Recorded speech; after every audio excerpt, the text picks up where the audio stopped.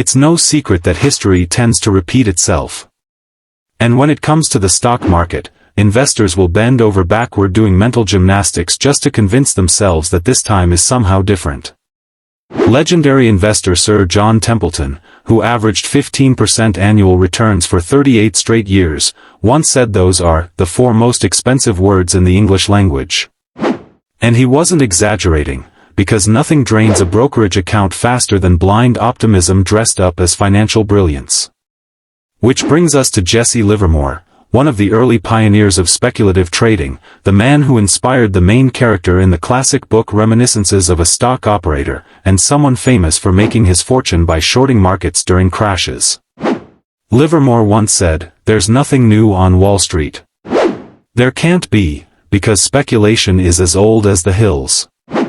Whatever happens in the market today has happened before and will happen again." And he was right. There's a market bubble hardly anyone talks about anymore, one that looks disturbingly similar to where we are right now. I'm not referring to the dot-com bubble of the early 2000s, or even the 2008 financial crisis.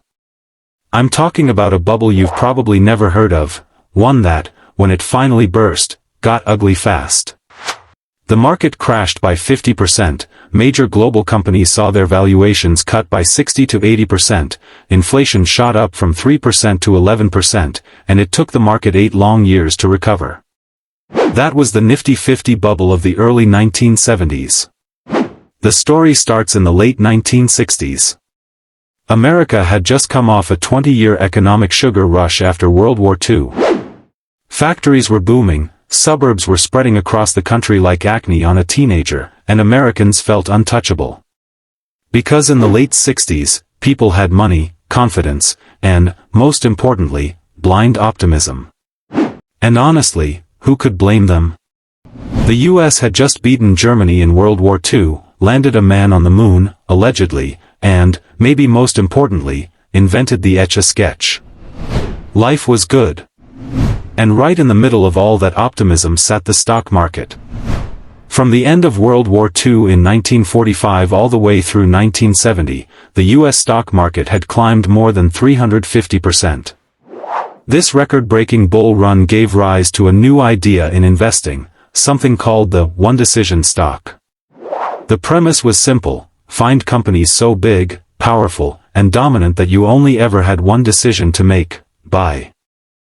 These were known as the Nifty 50, not risky penny stocks or scrappy tech startups, but blue-chip giants with steady cash flows: Coca-Cola, American Express, McDonald's, and other household names.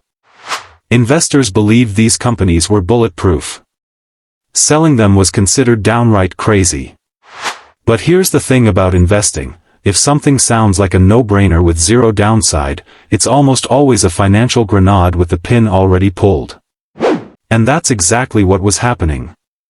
By the early 1970s, Nifty 50 stocks weren't just pricey, they were priced like gravity no longer applied to Wall Street.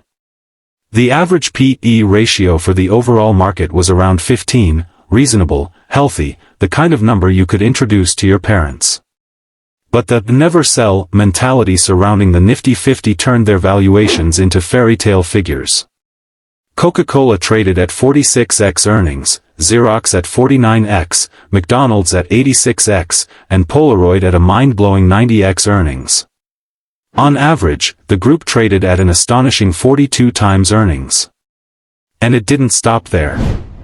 At their peak, the top 5 Nifty 50 stocks made up roughly a quarter of the entire market, and the whole group combined represented nearly 45% of the total US stock market. Now, if today's market is giving you a strange sense of déjà vu, you're not alone. Mark Twain once said, "History doesn't repeat itself, but it often rhymes." And while today's market isn't an exact copy, it definitely rhymes with 1972. Back then, the Nifty 50 made up nearly 45% of the US market.